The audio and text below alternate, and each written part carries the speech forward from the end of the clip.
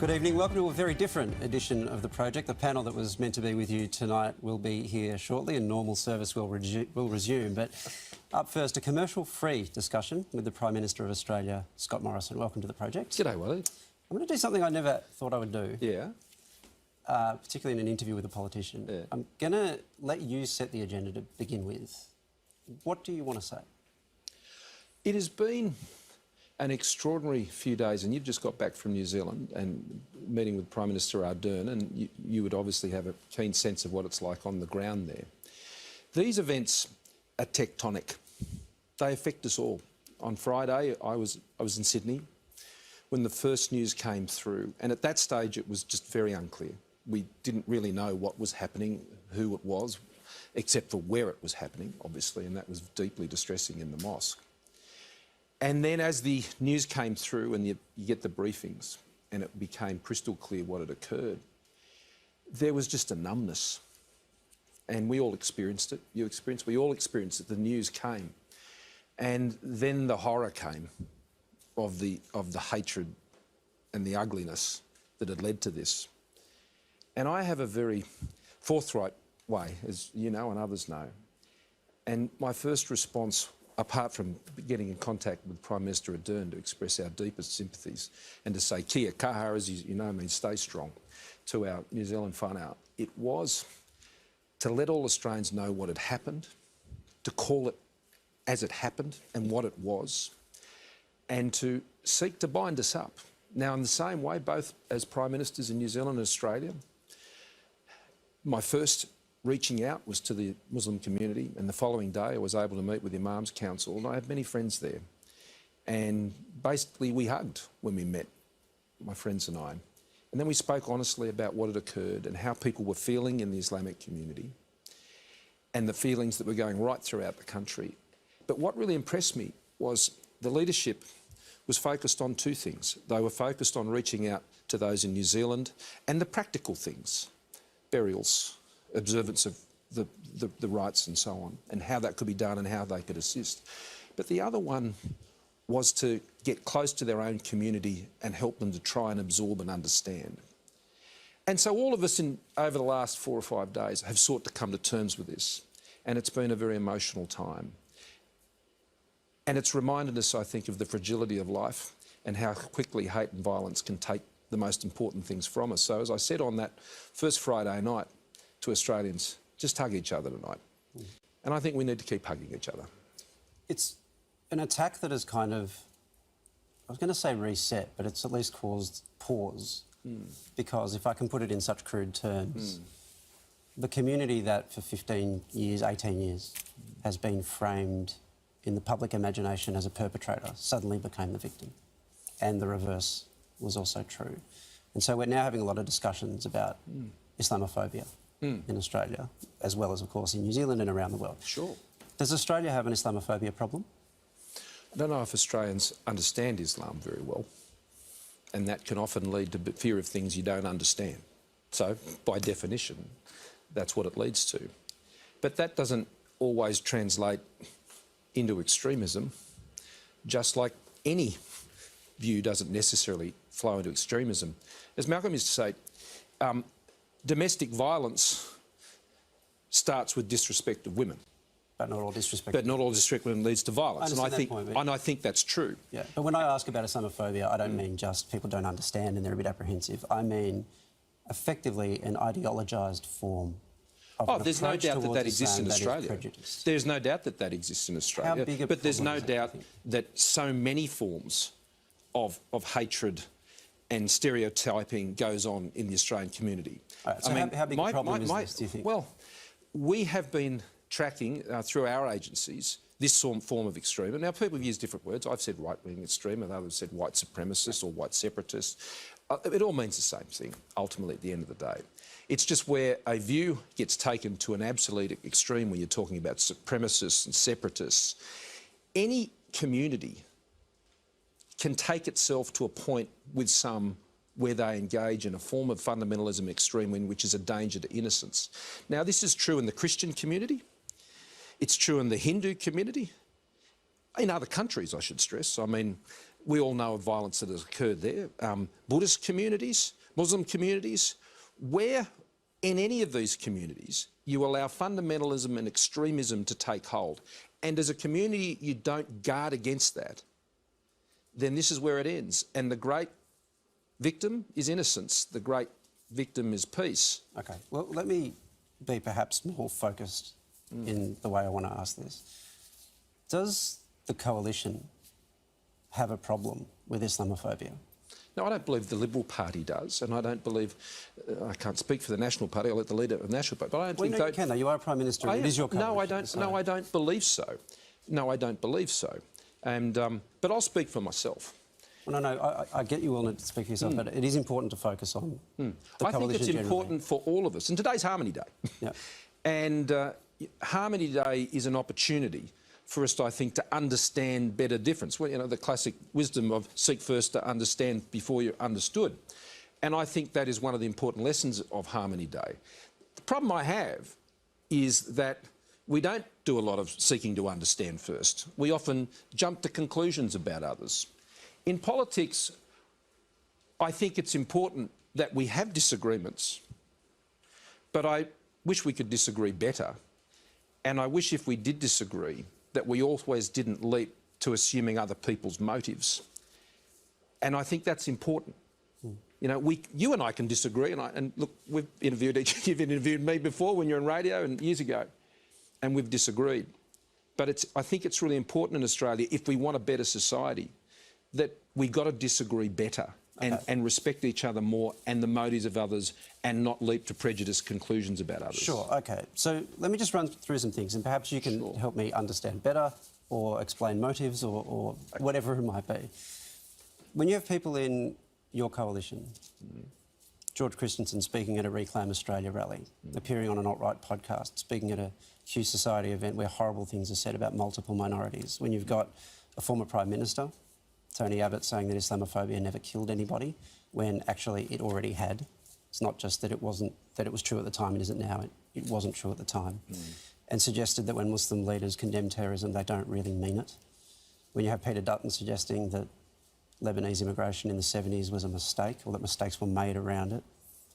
When you have him talking about Mehreen Faruqi, who's a Muslim senator who's part of the Greens, being as bad as Fraser Anning after the Christchurch attacks. When you have multiple, I think 7, coalition senators shaking Fraser Anning's hand after he gives the final solution speech in Parliament. And when you have reports in a newspaper like The Australian that it got to the point that the head of ASIO, Duncan Lewis, contacted members of the Liberal Party and of the coalition to warn them about the way they were talking about Islam. When I aggregate all that, and there are other examples I could give, when I aggregate all that, is there something that does need to be confronted within your own party henceforth? Well, as leader, it's my job to ensure that the tone I set is the right tone. And the tone I've said, you can see from my experience, Waleed, and you may not be familiar with my experience in this area. Let me tell you the story.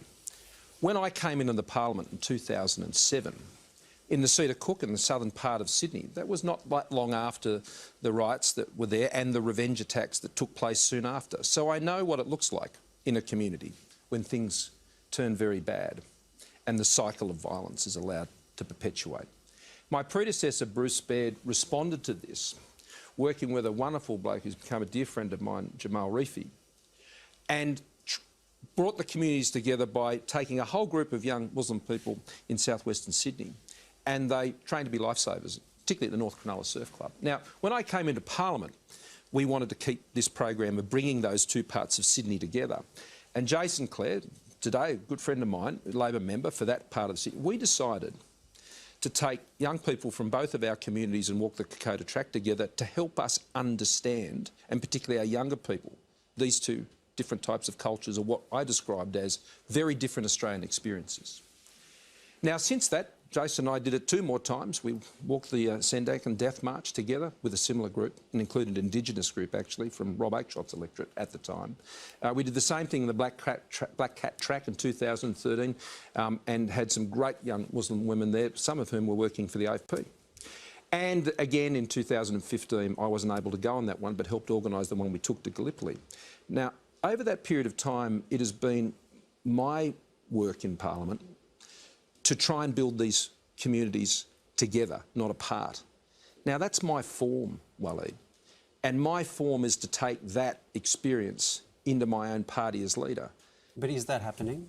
And especially when, with that track record, I'm trying to draw you on whether or not that track record's a problem. And well, the best way for me to address any problem is to lead by my own example. Okay, sure. But and I've just is that track record a problem in the first place? Well, there are a number of cases there you've talked about where, you know, I've made comments on those at the time. I think there are other few ones on there that I'm not sure you're representing in the right light. Sure, okay. I'll give you a good example. The comments you've referred to in relation to Peter, when he talked about the immigration period in the 1980s. Now, that was a humanitarian intake where there weren't the normal assessments that were done, that would be done now. And, you know, there were things that were done at that time which the Immigration Department would tell you today that they would have done them differently if they'd had the lessons of that period Only of time. in relation to the Lebanese community? No, they learned lessons from all sorts of areas of intake. So why single out the Lebanese community in that context? Well, all I'm simply saying, Waleed, is that what Peter was explaining were some lessons that were learnt during a period of what was a fairly tumultuous time in the world. But he singled out the Lebanese community. If your question to me, Waleed, is this, which I believe it is do I think that every single statement by any single member of the Liberal Party has always been consistent? That's not my question. Well, maybe you want to rephrase it. No, I'll just re-ask it. Does your party and your coalition have a problem of Islamophobia, given that track record of behaviour? Well, I already said to you before that, no, I don't think the party has a problem. I don't think the Liberal Party as a total group has that problem. No, I don't. And I don't think the National Party does either. I mean, our party is made up of a lot of individuals. And in our parties, individuals have a lot more freedom to say what they think than a lot of other parties. And it is not for the party to answer for every single member on every single occasion. What about, though, if they are speaking at a Reclaim Australia rally? Well, I didn't support that at the time. Yeah, but it's a problem, isn't it? He was a backbencher and remains a backbencher in the government. And an endorsed candidate, I assume, in by the LNP. But again, if we want to get bogged down in this, or do we want to move to how we actually make things better? In terms of the individuals, I talk to all of my members. And as I say, I try and lead by example. And my example has been to work with the Muslim community very, very deeply. One of the hardest things I ever did as a politician, it was when Jamal rang me. There was a family, the Elba family. I don't know, you remember the story about the 4 brothers? Jamal rang me when I was Immigration Minister and said, these 4 boys have left. We think they've gone to the Middle East to fight for ISIS. And he said, is there anything you can do to try and prevent them from getting there? I immediately got in touch with the Australian, well, it was then still the Department of Immigration and Border Protection, but sadly they'd already gone through clearances and they'd already gone through Southeast Asia. Those boys are all dead today, the best of our knowledge. We know 2 are dead. But Jamal rang me and said, I'd like you to come and meet their parents. And so I did. And I sat down with them and said there I was also there with Tony Abbott's knowledge, who was the Prime Minister at the time. And I just sat there and listened to their grief. So I have a keen understanding of what terrorist recruiters can do to destroy families. And innocence, again, is the victim. It doesn't matter whether you're Muslim, it doesn't matter whether you're Christian. When evil comes, it robs and it steals. And so I think the answer is not for us to retreat into tribes and try and herd people into tribes and say, well, you've got this problem, you've got that problem. I think the answer is to do what I said before. And let's try and better understand where we're all coming from and not try to line people up on teams. I appreciate that sentiment. I think talking about the past is important because the only way that you can move forward, reset at a moment like this, is if you acknowledge things that have happened in the past that are a problem and that need fixing. Well, let me talk about... Let's look at the future. You want to look at the future? You said Peter also was talking about the comment made by the Queen's Senator. That comment was suggesting that I and Peter Dutton were responsible for the terrorist attacks in Christchurch. Now, would you find that a reasonable statement to make? Would I equate it with what Fraser Anning had to say? Would you? that I personally... Did she say literally that you personally That was the clear implication, Waleed. Okay, we're going to get into implication. No, but no, you're comparing it to the direct I'm sorry, statements you of raised the Fraser issue, Anning. so let me address it. No, Do you think it's reasonable trying to answer your for question. any senator to say that the Prime Minister and the Minister for Home Affairs was responsible for the terror attacks in Christchurch? And no, I don't. Well, but you're not asking. I think it's reasonable that Peter would have found that quite offensive. Yes. And in the heat of the moment, when people are upset... So it was a heat of the moment thing. Is that what you're saying? Waleed, the other night, you were very emotional, and I'm sure you may have said some things about me that, based on our conversation since, that you think may have been a bit over the top about my own motives when it comes to these issues. I understand Sorry, that say that again? Well, you think I said what? Yeah, well, you're on the other night, and as we discussed today, you implied that Muslims couldn't feel safe because they had a Prime Minister who somehow had been prejudiced against them. And I don't believe that's true. And I don't think you believe that's true either. I don't know, and that wasn't the implication that I was making. But people say things sometimes... But Prime Minister, let me ask this question. Since you raise it, we'll come to that report, that Shadow Cabinet report. You say that this never happened. You've called it a smear and a lie. Who's lying? Well, I can only say anyone who may have talked to a journalist to smear me in that way. Okay. Because there's been a number of members who were at that meeting who have gone on the record to support the fact that that did not happen. Well, there were some members who went on the record, some of whom weren't at the meeting. There are other members who've been... Philip Ruddock was there, and he said it didn't happen. Tony Abbott was there, and he said it didn't happen. David Johnson was there, and he said it didn't happen. Prime Minister, I was there, and I say it didn't happen. With respect, Philip Ruddock didn't say it didn't happen. He said he couldn't recall.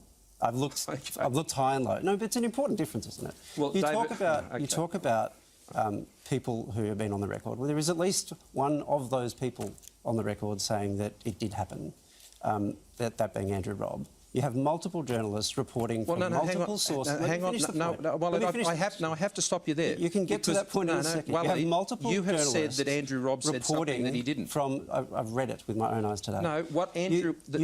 I'll let you finish. I apologise. You have multiple reporters reporting from multiple sources that it happened, and you have one on the record saying the same. No, that's not true, Waleed. That is not true. What is suggested is that I said that we should exploit concerns about Islam in the community to our political advantage. Exploit, I think, is your word. Let me ask it this way. And Andrew Robb... Let me ask it this way. What did you say? Do you mind if I finish the... What did you say? I'm sorry. No, Andrew Robb did not say that I did that. No, Andrew Robb said that you raised the issue. Yeah, and I was the Shadow Immigration Minister at the time, and I was very concerned about these issues and the way people were feeling in the community. So when you raised those issues in that meeting, what did you say about them? Well, I was concerned that we needed to address them, which is what I've been doing inside and outside of the Parliament for the last 10 years of my life. Address those concerns? Yes, to lower them. So what your argument was in that Shadow Cabinet meeting was... Yeah, I was acknowledging that there were these fears in the community and that we had to address them. Not exploit them, actually seek to try and address them. So the reports then of other people in the Shadow Cabinet concluding that discussion by saying, we have a non-discriminatory immigration policy and that's the way that it should stay. Yeah, that has always been my view. Right. But that I have championed that view as a minister, as a member of Parliament for my entire public life. Why would that need to be said, though, if the discussion in the meeting was about how can we dampen down community concerns about Muslims? Because I think we have responsibilities, as you were just asking me to do, that where we are concerned that people would have fears about these things, that we would seek to alleviate those fears. And this was a meeting about campaign strategy, and you were saying... No, this was just a Shadow Cabinet meeting. OK, and so at the end of that... Talking about policy. At the end of that conversation, somebody had to say, it was reported as Julie Bishop, who I understand was chairing that meeting, said, we're drawing a line under this because we have a non-discriminatory immigration Yes, policy. that's my view, and that was my view. But it's always been my I view. still don't understand why she would need to say that if that wasn't a matter of controversy within the meeting. No, what I'm saying is that I was concerned about those fears in the community, and that it's always been my practice, as I've demonstrated to you, outside the parliament and inside the parliament, to seek to address those. Why else do you think I would have been working like I have, as I explained to you before? Why do you think I would be? That's been my experience. This is why on Saturday, after these horrendous attacks, and I went to speak to those at the Lakemba Mosque, I was greeted with hugs and tears. Do you think that is the act of someone who hasn't been working closely with the Islamic community in Sydney for a long time?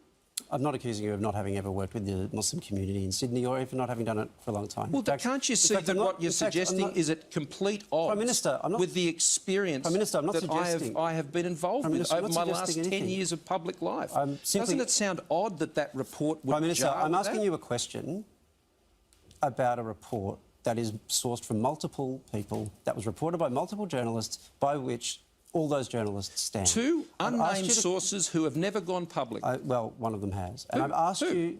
we've had this discussion already. I've No, asked Andrew you, Watt was not one Prime of those Minister, sources. I've asked you to explain it. And I have. You've provided your explanation. Fine. People will just draw their own conclusions on that. I have no problem with that. Can I calm But well, let me No, just say it for I've the got to record. ask you this question because Well, okay. you wanted to look forward and you wanted to talk about the tone... I want to rule a line onto this issue. It never happened. I've always been deeply concerned about attitudes towards people of Muslim faith in our community.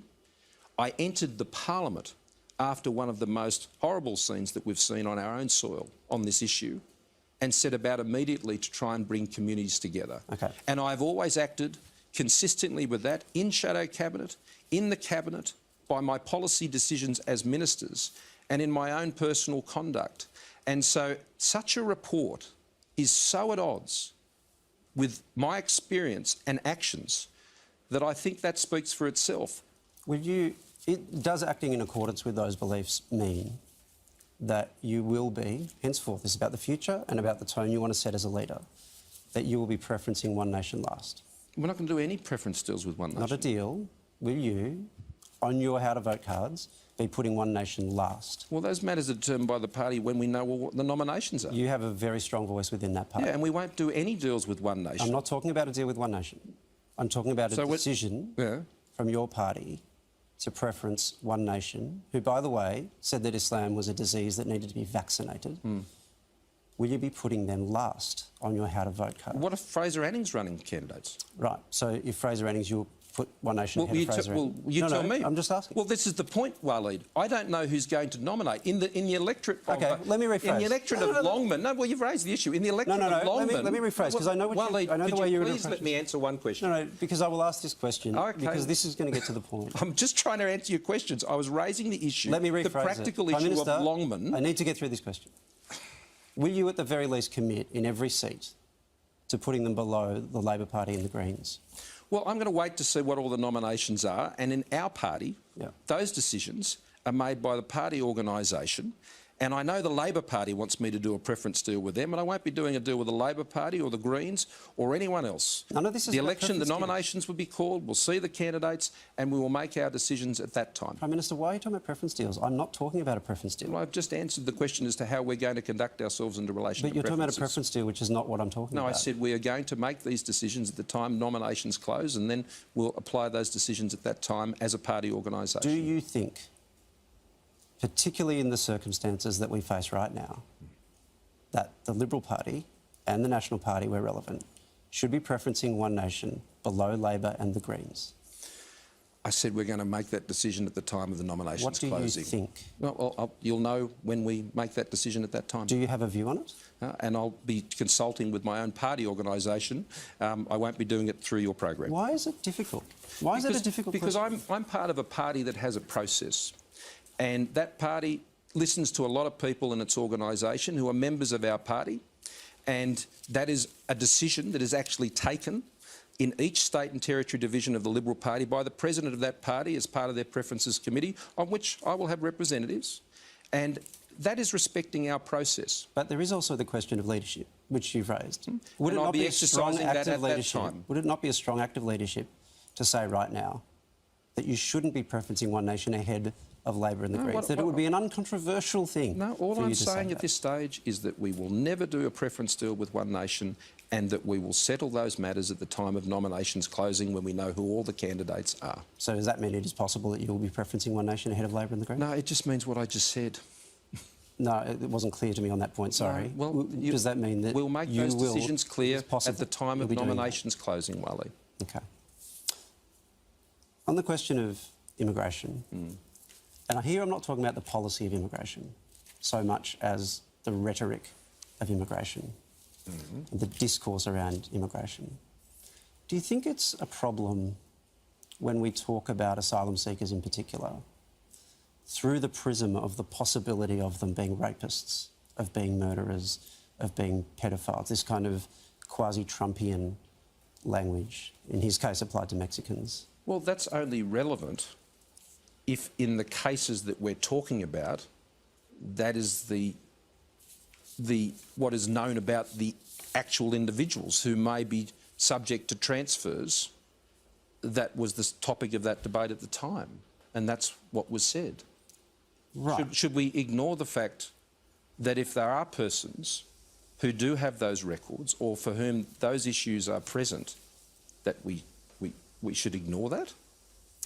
The question... Should we? It's like it's taboo. You're not allowed to mention it. Or? There are multiple points to this. One of which is that it was warning that these people would be in Australia as though they would be in the community, and the bill in question never did that. I suppose it's about whether or not... No, the bill actually could do that if they were put in community detention in metropolitan parts of the city. That's the bill exactly... made clear that they could be denied on those grounds, and so they wouldn't get into the country in the first place. I'm sorry, But Waleed, the bill didn't do that. The bill didn't do that.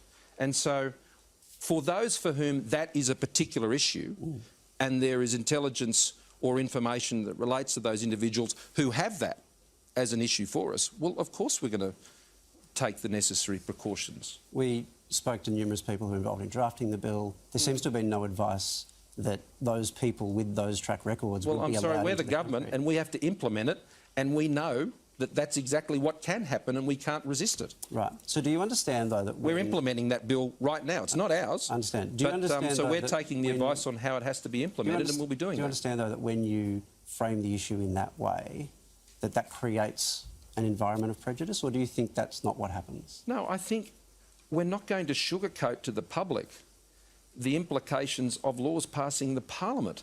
And, Waleed, it's important that you don't either.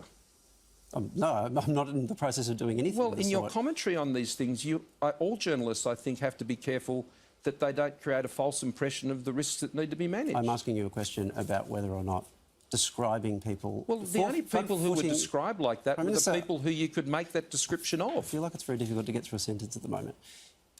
The question really is about whether or not front-footing that description of these people, when there are so few of them in that category, and the categories that we were being warned about ended up being so vanishingly small once further questioning was applied to them, Well, actually, creates... We're talking about that creates a number. prejudice. No, Waleed, you've got to be honest with people. And if a bill that was put forward and supported by the Labor Party was going to be creating risks for managing the transfer of people into the community, then I'm not going to tell the Australian people that those risks don't exist. I'm not going to sugarcoat it. There are real risks. There are very real risks. I mean, people used to accuse me of this when I was talking about what we needed to do to actually get our borders under control. And they used to accuse me of all sorts of motives. But I was right. And how many people It were in needed this to be category? stopped. My last advice of all of those of whom there were some serious concerns on character issues, I think it was over about 50. No, 50 murderers, rapists and pedophiles. Not only those, but all people who had character assessments. How many murderers, rapists and pedophiles are we talking about? They were actually all published. How many? We had people with character concerns of over 50 people, Waleed. Then, no, that's not what I asked. How many murderers, Waleed, rapists and pedophiles? No, it's an important question because that's They were among those 50. Among? That's true. 2 among? So how 3 many among, rapists... No, 50 well, let among? me put this How to you, many? Waleed. How many rapists and murderers should be transferred to the Australian community. I would say none, which is what the authors of the bill contend. And they were wrong. And they were wrong, Waleed. But let me ask you the question, because if you say there only needs to be one, Waleed. That's my answer. And if the minister there only needs to be one. If the minister has a discretion to stop that person. But they don't. They do. They do not, Waleed. Okay. I'm sorry. I'm the Prime Minister. I'm responsible for implementing it, and I have the full availability of the Attorney General, the Attorney General's Department, the Department of Home Affairs, and their advice to me is no, we don't have that power. Okay. So I don't know whose advice you're relying on, but I'm sorry, you don't know. So because of that one person, is it one, by the way? No, it's more than one. Okay. It's well over that. Okay, can you give me that number? I'm actually interested to know it. Well, I've already told you, there's almost 60 actually who were identified of having serious character concerns that in other circumstances we would never allow to be transferred to Australia. So that's enough for... that's not the question I've asked. No, well, I've asked you the same question. You're saying no rapists. Murderers, rapists or pedophiles. Yeah, they exist. How many? And they are there. How many of those 60? And those crimes have been committed actually in Papua New Guinea. How many of those 60? There are a number. I know there's a number. I don't have the number to hand, but this is getting into a semantic discussion. What I'm saying to you, Waleed, is this, though. Yeah. Don't sugarcoat this stuff. It doesn't excuse it. I have no interest in sugarcoating. Well, I'm afraid, mate, sometimes you could be accused of that. Oh, is that what you're doing now? Well, you're saying that there was no risk, Waleed. I'm asking you a question. And there was risk. And you say it didn't exist because the bill didn't allow for it. And I'm telling you that's wrong. I'm saying... And so I'm saying the bill protected against that risk, and I'm not honest with the Australian people about the risk. Let me ask you one final area here. What needs to happen now, communally, and from the government? What does the government need to do? What leadership does the government need to show to lower the social temperature in Australia, do you think? You mean particularly after Friday? Yeah. Well, exactly what I did do. First step, call this out for what it was. Next step, go and sit down with Muslim brothers and sisters that I know and express my deepest and sincerest condolences and talk about the issues we needed to manage straight away. On Sunday, I went to the Coptic church in Arncliffe in Sydney, a community no stranger to shootings in churches, who understands, probably more than most, how deeply these things can affect communities. And went there and spoke there, prayed there with my family.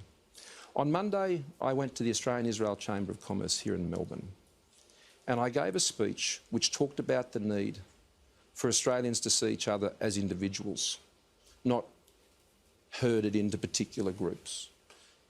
That we could actually respect each other and the motives that sit behind each and every individual and not make assumptions about people based on what other people have said, and that we needed to disagree better, not necessarily agree more, and that we didn't allow conflict in debate to become a sport and an entertainment, but that we're able to get behind that and actually have real community building initiatives, which are exactly the type of initiatives I announced on Wednesday of this week. So I fully... Initiatives like Together for Humanity, which we put 2.5 million... Initiatives like the one we announced today with Basher Hurley down there at Richmond at Punt Road.